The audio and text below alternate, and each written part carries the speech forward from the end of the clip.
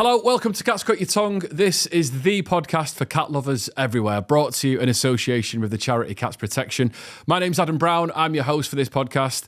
I'm a very proud cat dad to my beautiful calico cat, Cinnamon, and I'm just generally an all-round cat obsessive. Honestly, you should see my house. It looks like a cat museum. So much so that I was actually chatting the other day to a mate of mine, and I said, what I normally do, sort of Monday to Friday, I present on Radio X. And it's got to the stage now where whenever I go on air, straight away listeners of my radio shows will just kind of spam me with pictures of their cats. Everyone else at Radio X, other presenters are like, what is going on? What's happening? And I'm like, yeah, this is what I want, more pictures of cats. Because cat lovers, let's face it, we love nothing more than showing off about our cats. And that is what this podcast is all about. In each episode, we chat to celebrity guests who come on and they boast about their cats, tell us a little bit more about their life with cats and their past kind of cats they might have owned and their current situations as well. And exactly why, like me and you, they love them so much. Let's get into it. This is Cats Got Your Tongue. Now, each week on Cats Got Your Tongue, I'm joined by a cat-owning guest to talk about life with their pet, how cats make their lives so much better, and hopefully just find out a little bit more about their history in terms of cat ownership. And in the process, hopefully learn a little bit more about cats myself. Now, in this episode, we've got TV presenter and author Fern Britton. Fern, welcome to Cats Got Your Tongue. Oh, I'm excited. I'm not a regular podcaster. That's the word, isn't it? I'm not a regular part of podcasts, so I'm finding this very interesting. And my daughters are always telling me, "Mother, you should listen to them." So here I am, not listening, but doing it. Exactly. And do you know what? What better place to start than by talking about cats? Yes. So I suppose we always do on this podcast, Fern, is just get a bit more of a kind of a feel for, your sort of history in terms of cat ownerships. Have you always been a cat person? What's your current situation with cats? You tell us a little bit more. Yes, I suppose the first cat I ever was my cat. It was when Born Free, the film, came out. So this is a very long time ago, when I was probably somewhere between 6 and 8, something like that. And I was desperate to have a cat like Elsa, the lioness in that. And I did get a cat called Elsa, and she came from next door. There was a little cat next door called Penny. And in those days, it wasn't so regular to have your cat spayed, and Penny was constantly having litters of kittens, bless her. And so we had 2 in the end, but Elsa was the first one, and I loved her dearly. And then she was lost. So then we had another of Penny's kittens called Ellie, and he was a boy, and he was a tabby, and he was very handsome and swaggered about the place. And then we found a ginger cat from the farm, and this little ginger cat was all scabby and skinny and sneezing and all. So Ellie invited this little ginger cat in, who was rather imaginatively called Ginger. And Ginger became Ellie's sort of Batman, his Ginger. Ellie would be wandering around in his tuxedo, and poor old Ginger would have to be polishing his shoes. But they were great mates. And then what happened then? And then by the time I was about 18, 19, and Ellie was still with us, and Ginger was still with us, and I moved into London and didn't have a cat for a while until I arrived in Cornwall in the early 80s and found a cat in a farm, another ginger cat, and he was called Wally. And then a person at work had a black and white kitten that they said, we don't really like it. It's called Titch. So I went to collect it, of course, and it was a little girl. And I said to her, "Titch isn't a great name for you, is it?" And she went, "No, my name is Delia." So Wally and Delia became great friends, and they lived with me for a long time, and until the end of their days. And then there was a big gap because I was having children. I thought I was going to perhaps have a litter of kittens, but no, I had twins, twin boys, and then 2 girls. And then how many have we had since then? We had Bob and Blossom. All of them are rescued. Bob and Blossom from the RSPCA, brother and sister. Blossom, unfortunately, she died quite young. And then her brother, Bob, he got so depressed he couldn't walk up the step into the kitchen. And I mean, nobody knew what was wrong with him. Crazy. So we took him off to the vets in Bristol. It took 3 hours to drive there. and he was in the hospital for 2 weeks, and they were taking all kinds of tests, and they said, well, he's depressed. I mean, it seems like, cats have always been a constant for you then, Fern, really, throughout your life. And do you find you sort of love being around cats? I do. And I've got 3 now in Cornwall. There's Lady Silky Paws, who's the sort of Greta Garbo of cats. She very rarely appears on my Instagram. Please, I want to be alone. And then there's Dr. Ian Mackerel, who again was rescued just up the road, and then his sister, who's a couple of years younger, Barbara. So they're the 3 there. And what I like about having cats is when you get in from work, if you've got a dog, and I love dogs, I just don't want to own one or live with one. Dogs are like, oh, you're home, and all that stuff.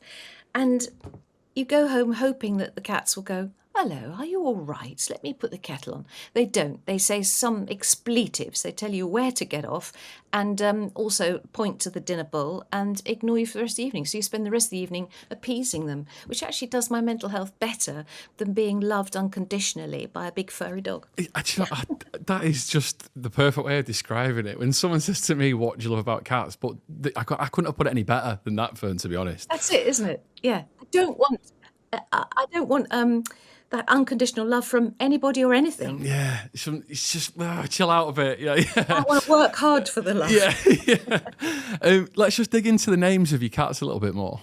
Yeah. I mean, come on, explain what's happened. How did you get to the names? Oh, okay. Well, Lady Silky Paws, I think you've got some pictures, but you haven't got a picture of her because she is Greta Garbo, and she is a tortoiseshell. Oh, my favourite. A lot of black. Yeah, beautiful. A lot of black with tips of ginger here and there. Her face is properly kittenish, a little bit sort of pushed in, because they're all moggies. None of them are. I wouldn't want to buy a specially bred one either. But she's got the dearest little Egyptian eyes that look at you, and jet black whiskers. And she always makes her presence felt. And she likes to eat at the window table, which is the windowsill in my bedroom. She doesn't want to go anywhere else. She has dinner, breakfast, and anything else, dreamies, obviously, in the window table. And she'll come downstairs into the kitchen at the appointed hour, look at me, turn, and just run upstairs like, I'm going to the table, come and serve me. So she's quite difficult. Dr. Ian, he's... Dr. Ian Mackerel, he is a tabby with enormous feet, enormous. He's a big cat. He went for a checkup recently to the vet, and the vet went, oh, you're a bruiser. And so Dr. Ian comes home now swaggering in, I'm a bruiser. Yeah, the vet told me I'm a bruiser. I'm a bruiser, I am. And then if you rattle a bin bag, he's terrified. He's up the curtains. He's an absolute wuss.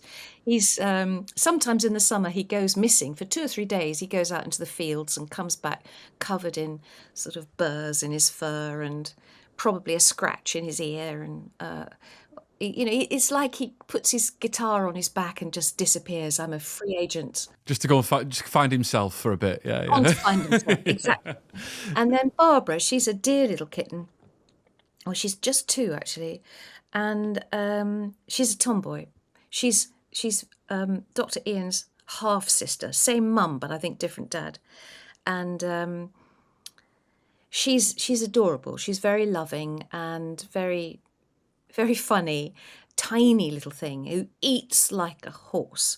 And this morning she woke me up sweetly at 2 minutes to 4, which is nice, just to let me know she was a bit hungry. So that's it, really. That's the cats so far. Yeah. So would you have any more? Or is 3 okay at the minute? Are you happy with the 3? The running total seems to be sort of 3. One leaves and another one arrives. And we don't even go looking for them. Somebody says, oh, do you want a kitten? And of course we go, oh, okay. Yeah. It's one of the, well, I'll have a look. And then you obviously have to take it. Of course, you're in love. Yeah. Absolutely. So Fern, obviously, we've established you are an animal lover, and obviously the work you've done on TV in the past, and you've been able to combine the two with a new show which you're involved in, which is super exciting, called Inside the Vets. Can you tell us a little bit more about it? And this must be like the dream gig for you. It's wonderful. I never imagined I'd, be asked to do a pet show. It wasn't a fantasy of mine or anything.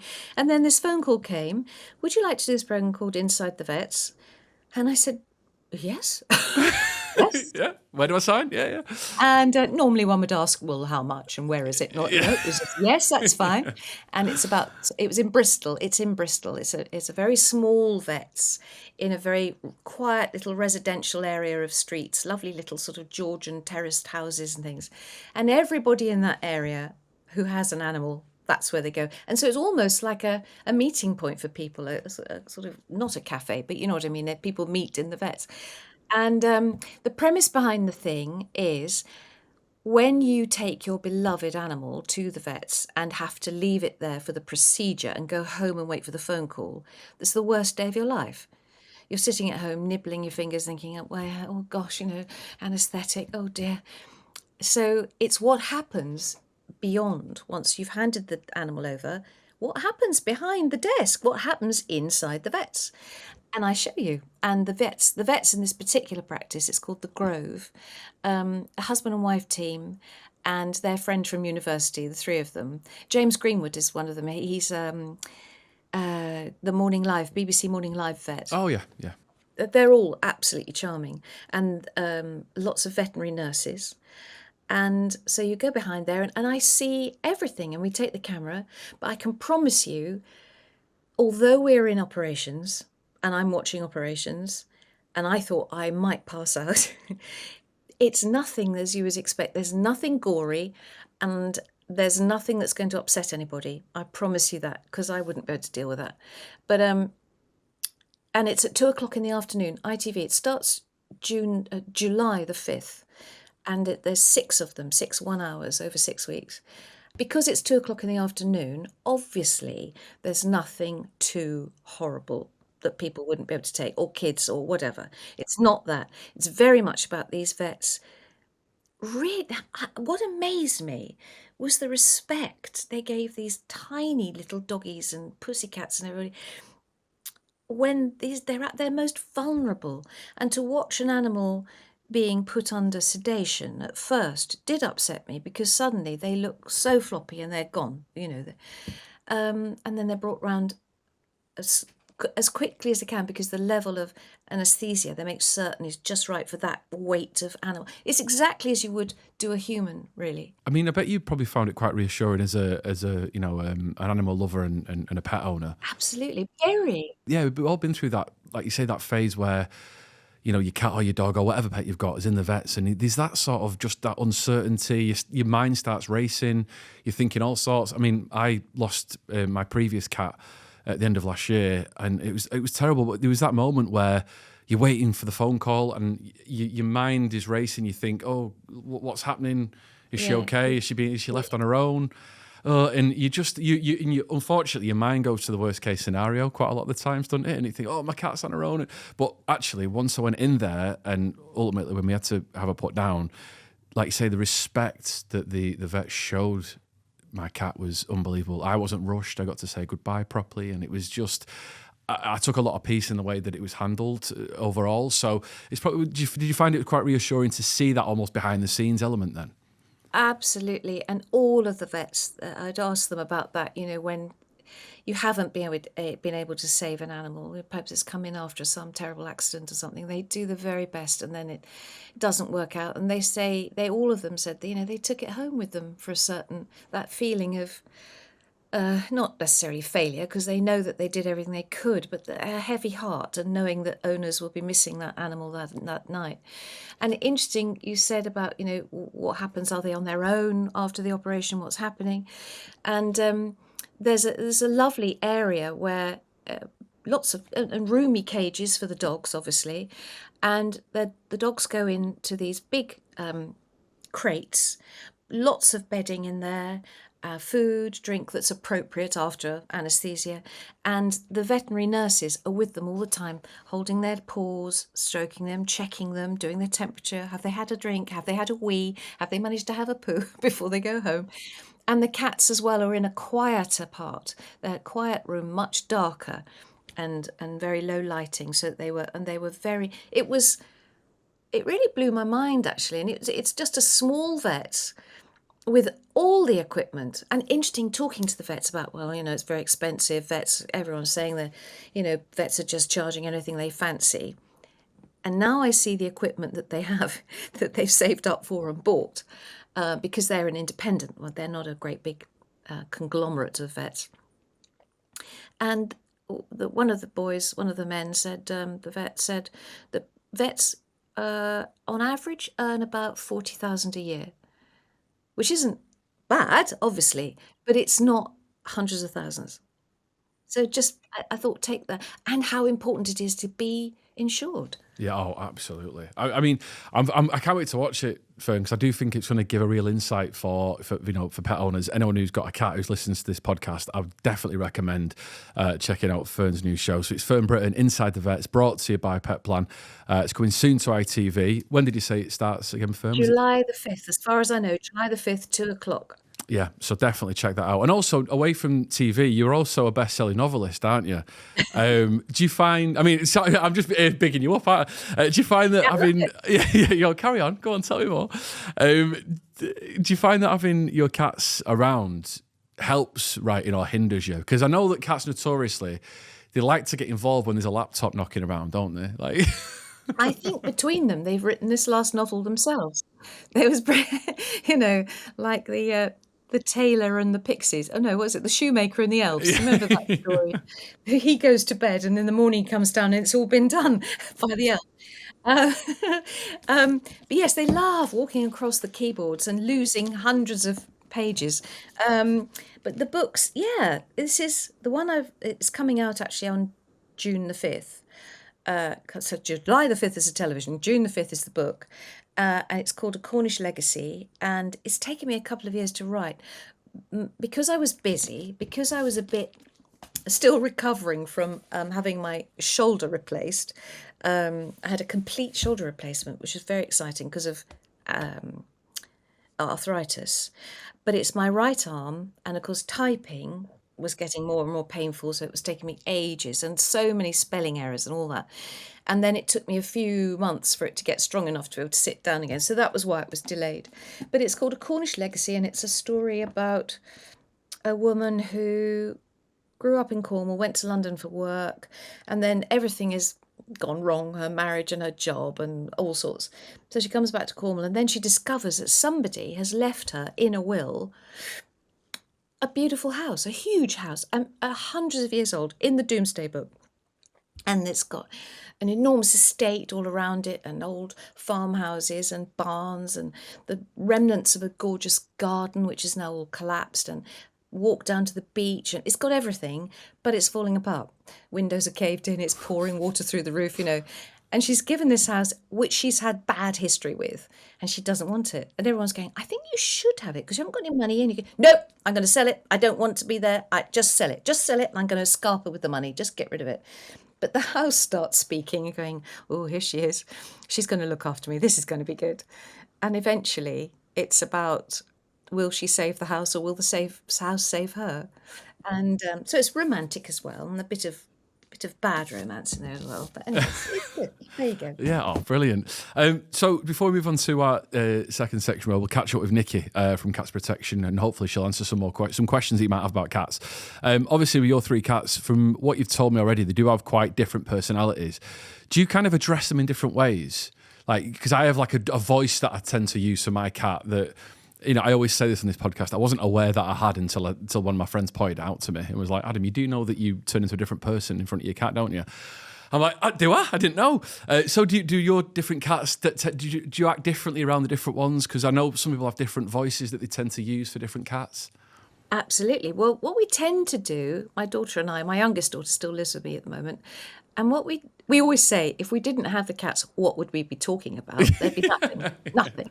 So anyway, she's very good at doing the voices of the cats. Like, hello, Dr. Ian. How are you today? Yeah, I'm all right. Yeah, I'm okay. Where's the food? Oh, well, hang on a minute. I'm just doing this. And one of my boys came to stay and he went, Winnie, you do know you're just talking to yourself, don't you?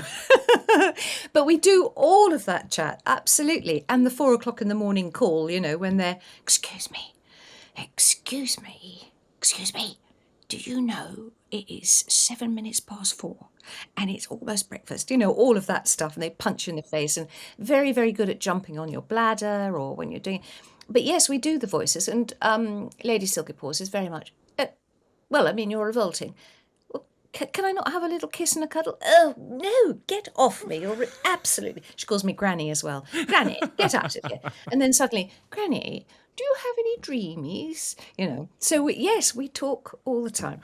It's brilliant. Only on this podcast would that be completely normal. Do you know what I mean? Anywhere else, everybody would be like, what is going on? But I completely get it, Fern. I'm totally with you. What about you? Have you got cats at the moment? Yeah, so I've got one. I've got Cinnamon. She's Calico, and she's 3.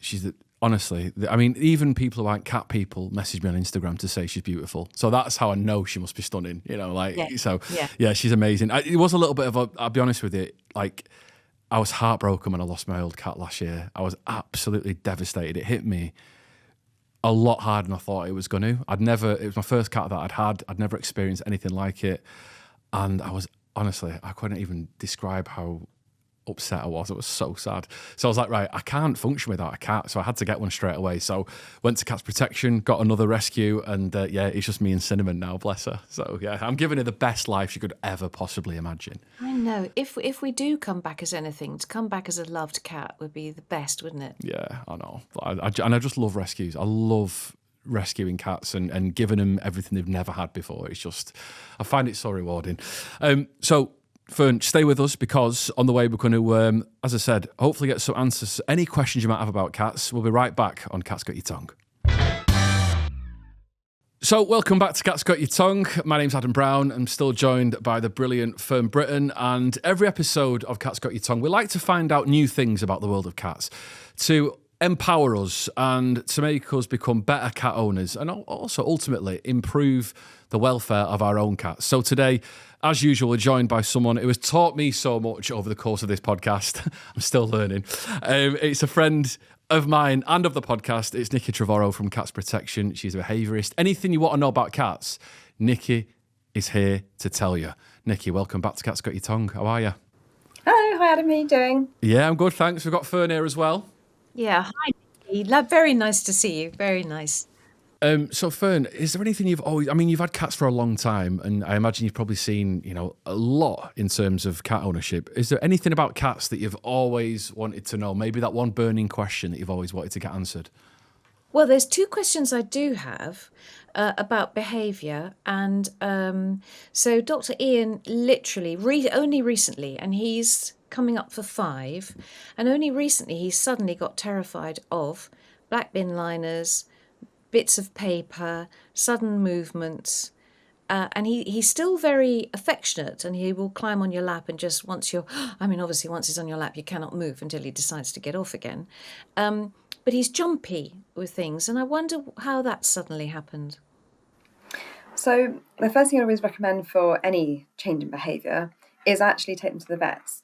Even though it looks like it might be a purely behavioural problem, and potentially it could be, it's always worth ruling out medical causes, simply because sometimes cats are so good at hiding everything that sometimes a slight change in their behaviour, such as becoming more jumpy, could be the only sign that something's wrong, for example. And in particular, I'd get them to rule out signs of pain, so anything that could be causing pain, because that could then make him jumpy. Yes, of course, and that's very good. I know that I can rule that out because we've taken him, and that's. Do you mention to the vets that he's the new behaviour of becoming jumpy, and to rule out medical reasons for being jumpy? I didn't put it in as many clever words, you see. Nobody does, and it's fine. And so that's a health check is very much dependent on the history that people give, and therefore, if you then add that in, it would bring up a different checklist in the vet's mind of, oh well, it could be this, this, this, and this, compared to a routine health check without that bit of information. So it would be worth taking them back or at the very least having a call with the vet to say, here's some more history. Is it worth bringing back in? Given what's been looked at before. Yes. Okay, that's very interesting indeed. I mean, there's nothing that's hurting him because we can roll him around and throw him in like he's just lovely. So it could be that, but like I say, and it might not be, but it's always worth ruling those things out because... Very good thing. Yeah. Yeah, could it be environmental, Nicky, maybe? Like a change in, could there be other cats, like neighbourhood cats, kind of, that kind of thing? Yeah, so neighbourhood cats is probably like one of the most common reasons for a change in behaviour for cats. And it can put them on edge, which... if there's something worrying them, you can understand how it then can affect their whole world and how they can jump in all sorts of other situations. So it could be that, or it could be, sometimes, do you know what? Sometimes it can be literally anything. Like, so you kind of work through the common things that can be like other cats and things, and then you get down to the weird and wonderful. And if you get stuck, that's where getting a qualified behaviourist in, so someone from like the Animal Behaviour and Training Council, so someone who could go through the more obscure things and really take a detailed history and then get to the bottom of it with you. That's very helpful. Yes, I just sort of think, oh, Peter, get over it. It's a bin liner. Is it only certain things, Fern, like bin liners, and is it just like at certain objects then? Yes, I have to be very careful with the bin liner. So if he's eating his breakfast, and if I, ridiculously suddenly think, oh, I'll empty the bin while I'm doing this, he's like, oh, and stops eating and wants to disappear. So yeah, interesting. I will have a chat with him. That sounds good. So whether it's sound or movement or a combination of these things, that could be worrying him. And it could be, like I said, just a symptom of something else. And so making him more reactive. I think it probably is other cats in the village. Yeah. And then the other thing to ask you is, I've spent, and who hasn't as a cat owner, thousands on cat toys. Yeah. This is the best cat toy, this one. This is, oh no, now you need this and now you need that. And they look at it for about 30 seconds, biff it about for 12 seconds, and then that's it, bored. What is the best cat toy and the best way to play with them? So your final question is actually answering your first one, which is how you play with the cats. That's the most important thing, more so than the toy. The other thing to note is that cats have got different play styles. So one cat might prefer toys that go up in the air, and the other cat will be like, not interested. I used to have this with a pair of cats I had. And then other cats prefer things across the floor. And you want to move the toys a bit like different types of prey species. So like a moth or like a mouse it has to sort of move away from the cat, not up in their face, because that's no sensible mouse does that. And then you want them to sort of quiver behind a bit of furniture and then make a mad dash across the floor and then hide behind something else and go slightly out of sight. And then you see the pupils suddenly dilate and they sort of get down and crouch and get really excited. So the movement's the real key object. I mean, you can have such simple games, as you said before. So having something that disappears under, I don't know, like a magazine or a bit of newspaper, and you just run a fishing rod toy underneath it and then they they dive through it, which is always hilarious. So I think just like fully engaging, experimenting with different styles and different ways of playing. I mean, even just simple things like I used to do, the sort of string under the door and they're on one side and you're on the other, and you just slowly jerk it through and you stop every so often and then another quick jerky movement and then they get really excited. Yeah, I learnt this, Fern, from Nicky a while ago because I was having problems with my old cat, like engaging in any kind of play. And Nicky was like, well, how into it are you? I was like, what do you mean? I was like, she's like, are you like putting effort into the play? And I'm like, well, I think so. And she's like, well, that means no. So yeah, I was like, no, I'm up and I'm like, it's like a workout. I'm active. I'm like properly into it. And so I feel like the more I give in terms of the play, the more the cat seems to get out of it. Like, I know it sounds ridiculous, but honestly, like now I'm like, it's like playtime for me as well. Exactly. Up your game to make the game fun. Yeah, exactly. Yes, that makes perfect sense. And my cats are outdoor cats, so there's an awful lot of playing outside as well. But it's just on those wet days when they're wandering around, rubbing themselves around your ankles, going, I'm bored. And I was told as well, and you can tell me more about this, Nicky, don't play with a laser pen light. So I fully appreciate that loads of people say that how much their cats love the lasers. So I don't dispute that they do like it. The problem being is they can't really catch the light, can they? They can't ever catch it. So it can cause frustration for the cats. So if people are going to use laser pens, I always recommend finishing the game on something physical, like, like one of those kicker type toys where they can grab it and give it a good kick. Something like that. But other than that, I just use different styles of play, to be honest, something physical they can catch. Yes, it gets them too frustrated. We've got a question from one of our listeners as well, which we do each episode. So Rebecca has emailed in. This is actually something that kind of links into your new show as well, Fern. Rebecca has emailed in about her cats, Tommy and Tiggy. And she says, hey guys, Tommy, my cat was unwell last year from a bladder infection and had to be in the vets for 4 days, which she says is the worst 4 days ever, which obviously we established that earlier. It's awful. Leaving him there was so hard. We asked the vets on day 2 if we could visit him, and she said that we could. Now, when we got there, he stumbled up and came over to the enclosure door, and he seemed more perky than he had been earlier that day.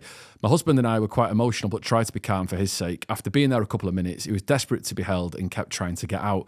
We then felt really bad that maybe we'd distressed him more than if we hadn't gone to see him. Nicky, what are your thoughts? Would it have been better for Rebecca and her husband not to have visited him at the vets at all?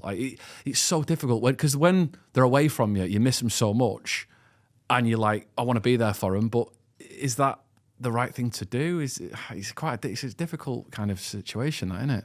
It is, although you won't be surprised at my answer, which is that it does vary for every individual cat.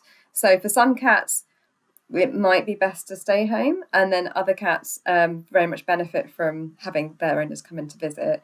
Certainly when I was working in vet practice as a registered veterinary nurse, we had owners in quite regularly. And the thing for cats in particular, it really helps with getting cats to eat, is to having their owners there to support them and having that familiarity. Also bringing in foods from home, obviously under vet direction, to make sure the foods were suitable depending on the cat's condition. But having the owners hand feed their own cats did actually make a huge difference to some of the cases we had. And obviously, like you say, it's so heartwarming to see when you see the bond with the owner and their cat, and especially as a nurse that you've been trying to feed the cat and you've pulled all the tricks out the bag and it's still not really working.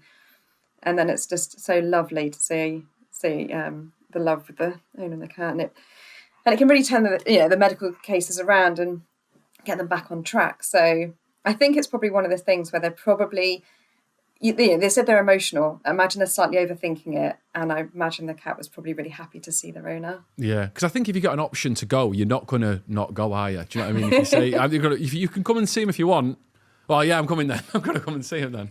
Exactly. And I think if it wasn't advised, we would very gently, delicately get that into the conversation to be like, I think they probably just need a bit of space right now. Yeah. It's that's something we found doing the filming for Inside the Vets, is it's not just the animal that has the story, the owners have a story as well. And that makes it, and as well, the vets and the veterinary nurses have got their story. So it's very round and satisfying to hear and see all of that stuff. But yes, I was with a little doggy. She'd had a knee operation, and she was still half asleep, very dozy from the anaesthetic, and trying to get up, and was wobbly, but of course couldn't do that because of her knee. And she could hear her owners in the front, and I'm lying on the floor with my head wedged into her crate, talking to her, holding her hand. And she was like, oh, yes, and I go, you can hear Mum and Dad, can't you? Oh, it's all right, don't worry, they're coming in. But fortunately, they were coming to take her home again. But the excitement in her face, whilst looking so, just vulnerable, that we're desperate to get to her parents, but couldn't lift her leg out, Yeah, I think I think to sort of summarise with that question that Rebecca sent in, like you say, Nicky, I think that there's an element of overthinking it sometimes, but it's unavoidable as pet owners. Oh no, completely. Our cats mean so much to us that it's all right someone to say don't overthink it, but it's impossible because my cat's everything to me. Do you know what I mean? It's like I'd like to not be able to, but I'm always worried about, am I doing the right thing? Is this right? Could I be doing something better? And ultimately, you just got to do you've just got to do the best that you think you can for in your circumstances that you can to make sure your cat is getting the best, treatment and life it can have, really. Also, vet professionals are the same. Like, as soon as it's our own pet, everything goes completely out the window. We are a complete wreck at the vets. We're just... it's like catteries as well. I mean, I only once have I put our three current ones into a cattery, and it really, that broke my heart. And it was for their safety, because there was a lot happening at home with builders and noise, and I thought that'll drive them insane. And I thought, well, we'll do that. And it killed me. And it was a lovely cattery and all that stuff, but it's awfully difficult. And when you go to pick them up, they're like, no, I don't know who you are, you know. Definitely. I think for a lot of people, it's the not knowing that, that you leave them and you don't really know how things are going. And it's hard having that separation. But I used to work at a boarding cattery as manager, and I have to admit I was quite surprised how well and quickly the cats adapt. Generally speaking, it's 24 to 48 hours that the cats really? adapt, into the care. And I used to like being like, right, this one needs extra cuddles and this one needs extra play sessions, and it's coordinating the individual care. I can't go on holiday without FaceTime with my cat every day anyway. So, you know what I mean? My mum and dad have got to look after my cat, and I'll go, I'll ring you. And they go, you're ringing your cat, aren't you? Not us. I'm like, yeah, sorry. I've got FaceTime to my mum going, just put the cat on.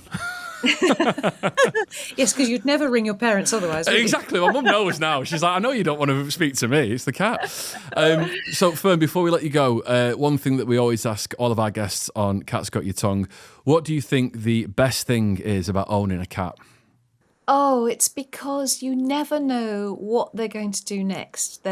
Yes, they do have a certain kind of routine, but in general, you never quite know where you're going to find them. We play a game where I take a photograph and send it to the 4 children, and it's called How Many Cats?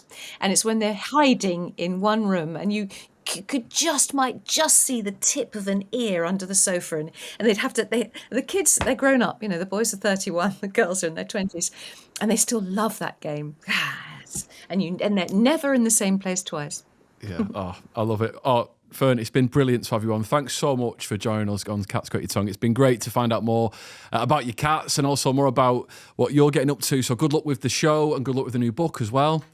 Well, thanks, Adam. It's been a joy to meet you and to meet you, Nicky, as well. Really lovely. A treat. Oh, brilliant. Thank you. Thanks again, Fern. And thanks, Nicky, as always. Thank you. So that's it for this time. Cat's Got Your Tongue is made in association with the charity Cats Protection. Thank you, as always, for listening.